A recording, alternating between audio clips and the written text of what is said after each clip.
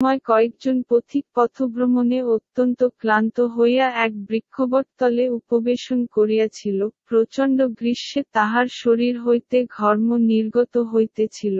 বৃক্ষের শীতল ছায়ায় বসিয়া বিশ্রাম করিবার সময় একজন বলিল, দেখ, এ বৃক্ষে কোনো উপাদেয় ফল অথবা ফুল কিছুই উৎপন্ন হয় না। অন্য একজন কাহিল, ফুল ফলের কথা কি বলিতেছ, বটবৃক্ষ মানুষের কোনো উপকারেই আসে না। বটবৃক্ষ এসব কথা শুনিয়া ঈষৎহাস্য করিয়া বলিল, মানুষ এইরূপ অকৃতজ্ঞই বটে, যখন আমরা ছায়া লাভ করিয়া শীতল হইতেছে, সেই সময় জগতের কোনো উপকারে আসে না বলিয়া নিন্দা করিতেছে।